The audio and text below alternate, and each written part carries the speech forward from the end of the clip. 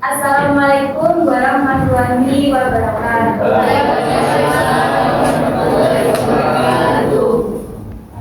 Ini pagi atau siang ya? Ya. Oke, di sini aku mau perkenalan terlebih dahulu.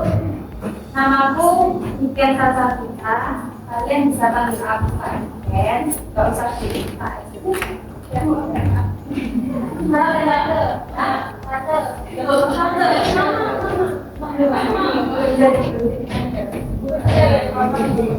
Aku dari Prodi Pendidikan Teknologi Informasi. Yang tahu atau yang prakteknya jurusan Pendidikan Teknologi Informasi. Teknik Informatika Unesa.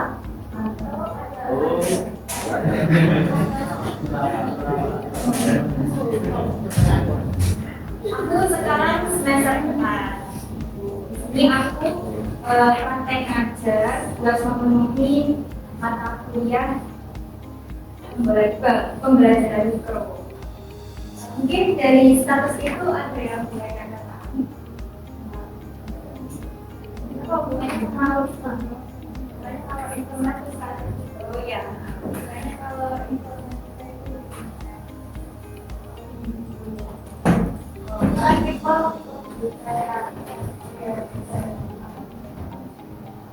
itu informatika itu bukan cuma word aja ya, ada sekitarnya bisa kalian asah.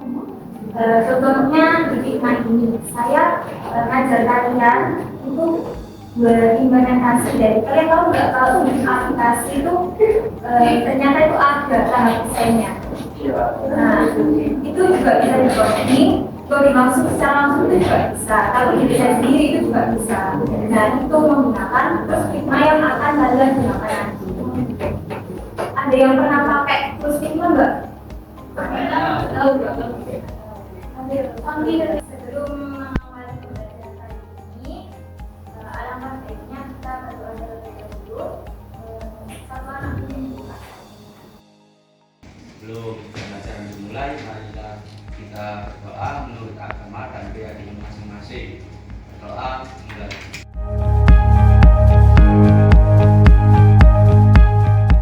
Doa selesai. Nanti kalau absen, kalian masing-masing siswa harus ada belnya sendiri-sendiri, nggak boleh sama antar siswa.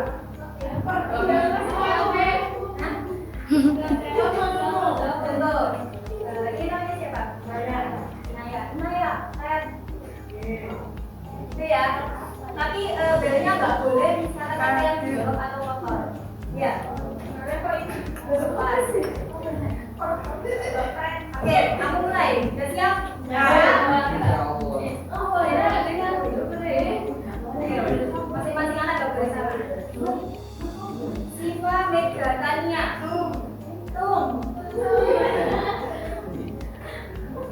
Salsabila Naf'at Sa'ad Sajida. Teng. Teng. Inayatul Fadila.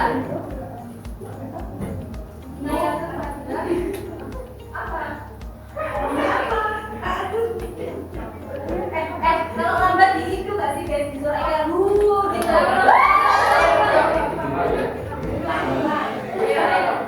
Ulang. Inayatul Fadila. Tong. Tinteng tong. Lanjut. Nanda Fikri Humaira. Tinteng tong. Lanjut. Putri Karina Destiara. Mata. Coba dah. Siva Uy Bulan dari Ting. Moza Al-Razi. Tara. Andini Alanis L.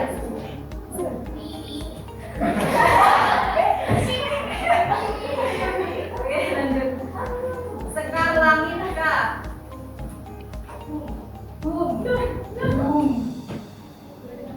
Ariel Adi Yowan.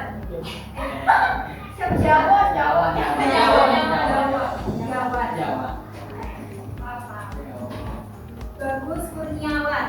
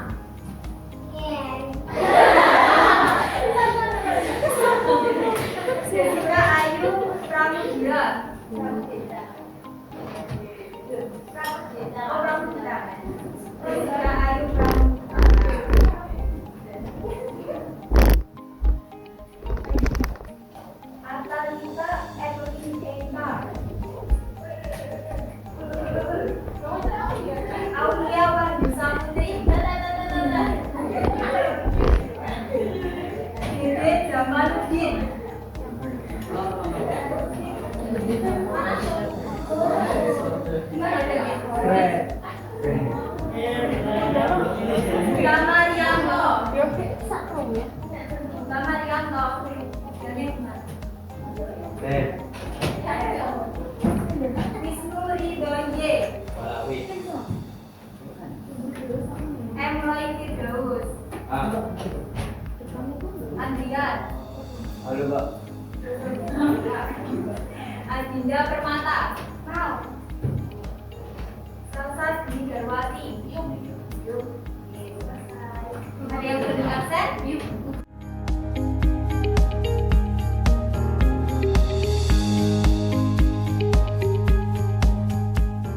Aku di sini mau kasih hadiah yang tadi.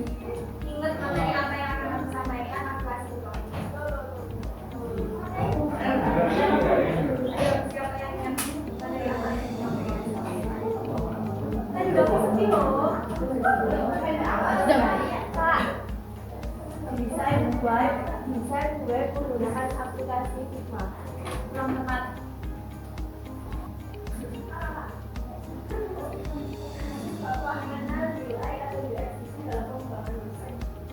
Ya, benar. Nanti tujuan dari pembelajaran kali ini, nanti kalian itu bakalan belajar di Figma gimana cara membuat sebuah desain aplikasi web menggunakan tools Figma. Toolsnya mbak, tools Figma apa guys? Kalau kalian pernah belajar berapa? Sebelum memasuki pembelajaran, aku mau kalian join Google Classroom terlebih dahulu.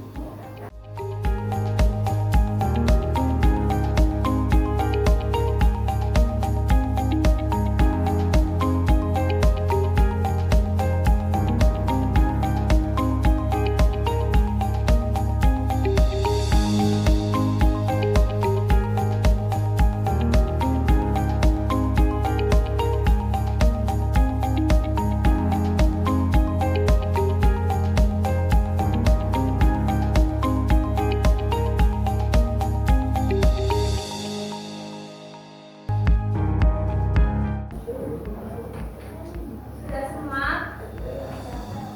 Sudah. Oke, di sini aku bertanya, pernahkah kalian membuka halaman web di browser? Dan halaman web apa saja yang pernah kalian kunjungi? Angkat tangan. Namanya siapa?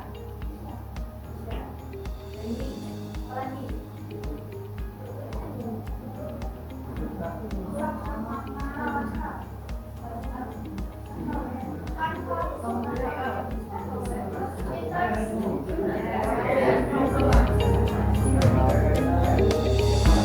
Oke, aku mau minta ada yang bacain ini.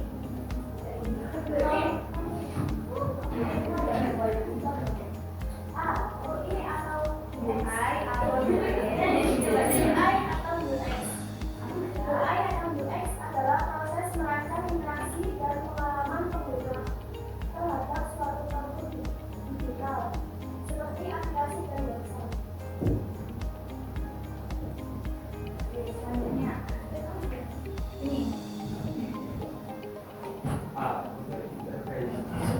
UI atau input interface merupakan tampilan visual bagi suatu produk, aplikasi atau website yang digunakan pengguna UI. Pengguna UI mencakup konsep desain visual mulai dari warna, icon, layout, desain, font yang digunakan visualnya.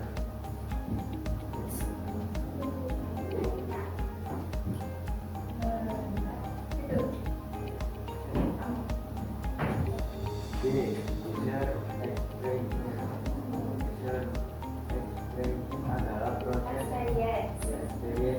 proses merancang bagaimana pengalaman dan perasaan pengguna saat berinteraksi dengan sebuah produk, aplikasi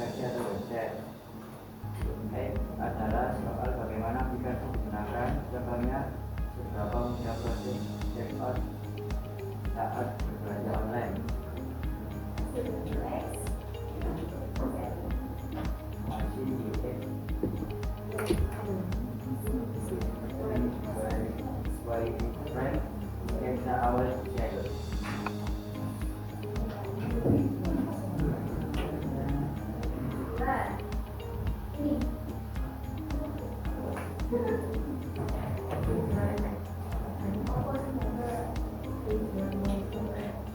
Yang keras, yang pojok bener nggak? Ya, Satu, memberikan pengalaman yang baik dan mendengarkan kata pengguna. Dua, membantu dalam mendapatkan informasi tadi lewat pada aplikasi.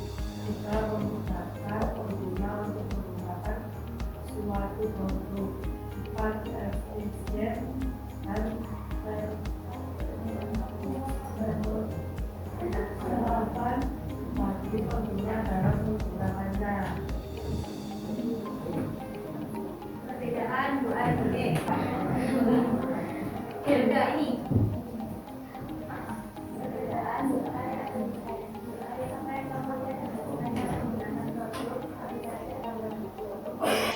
apa yang kamu rasakan saat menggunakan suatu produk, aplikasi, atau web?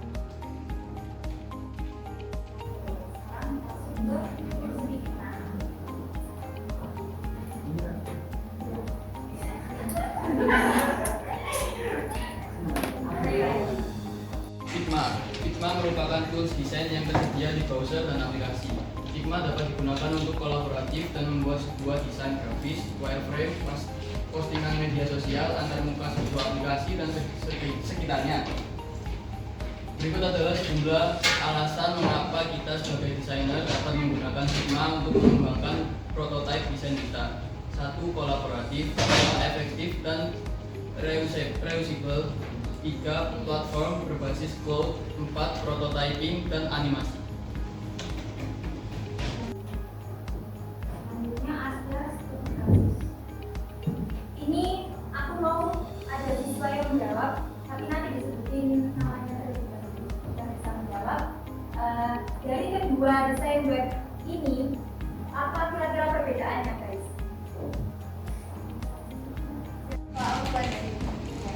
Yang kiri itu lebih modern, sama sesuai sama user experience-nya sekarang. Kalau yang kanan itu lebih ke tampilan website. Iya, benar. Beri tepuk tangan, guys. Ada prinsip pendukung user interface. Yang pertama ada purpose. Boleh minta tolong dibaca yang pakai kacamata depan. Prinsip pendukung user interface. 1. Purposeful. Menyelesaikan masalah dibuat sesuai kebutuhan pengguna serta memiliki objek unik dan kriteria kesuksesan yang dapat diukur. 2. Principified. Punya prinsip-prinsip yang terhubung dengan produk sehingga value dari produk bisa sampai ke pengguna melalui desain. Nomor 3. Clear and understandable. Mudah dimengerti baik dari sisi keterbacaan, hierarki, konten yang tepat, serta penggunaan bahasa yang tepat. Nomor 4. Konsisten. Memiliki visual yang konsisten sehingga pengguna familiar dan tidak bingung pada saat berinteraksi dengan desain dan produk. Terima kasih. Selanjutnya apa ya? Waktunya. Untuk prakteknya kalian bisa lihat di Google Classroom, guys. Itu nanti ada dokumen yang LKPD kalian buka.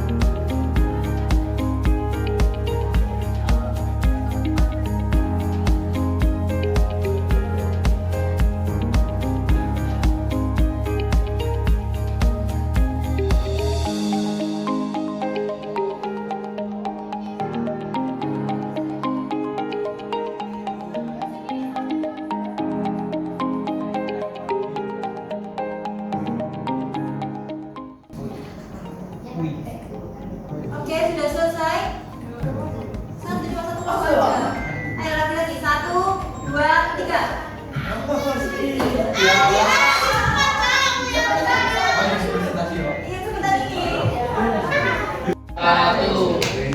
akan mempresentasikan tentang UI dan UX. Di sini kami menggunakan kategori atau tema rumah sakit, yaitu di sini tujuannya kami ada UI ini untuk membantu pelayanan ataupun pendaftaran secara online. Menurut prinsip pendukung user interface atau UI, ada beberapa prinsip desain.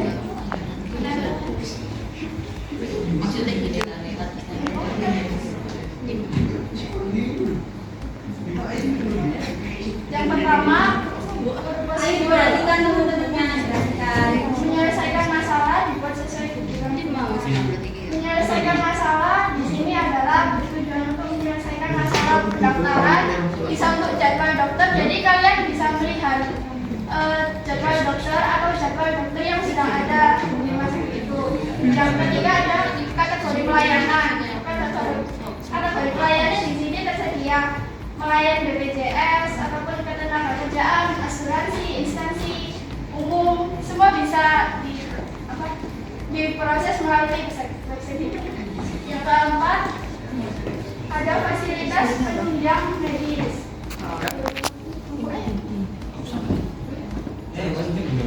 Fasilitas di rumah sakit kami dilengkapi dengan fasilitas canggih dan juga pelayanan yang mutu dan terjamin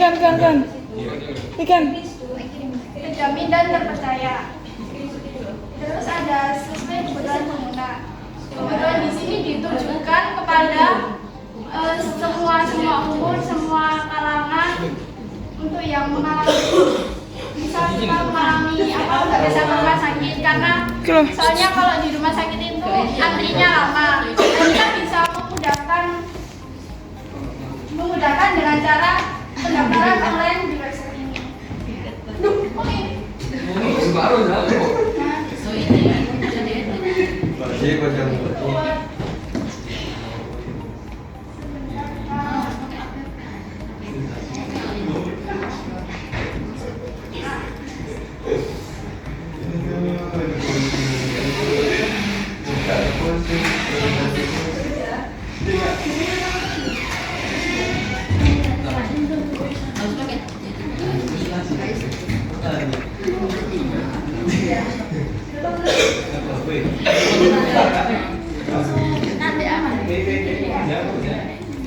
Isi dari desain kami adalah prinsip-prinsip yang tertera dengan dunia, empati dan efisiensi. Efisiensi dalam arti tampilannya yang sederhana dan juga menyesuaikan. Terus ada beberapa fitur, tapi kita ada fitur search.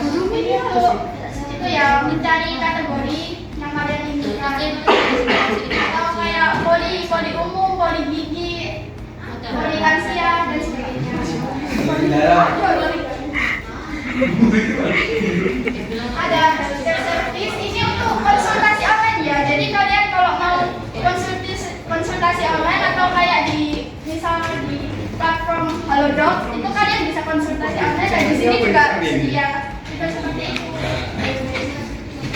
Yang ketiga ini ada password atau pengguna, ada card. Card ini ya, di sini juga tersedia apotek atau e-commerce untuk obat-obatan medis juga. Tapi ya, ada login atau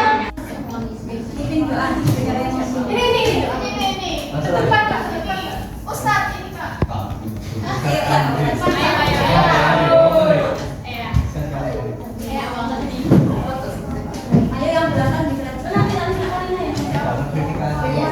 Sebelum pembelajaran ini, marilah kita terlebih dahulu agar pembelajaran tadi bermanfaat. Berdoa sesuai dengan masing-masing, berdoa dimulai.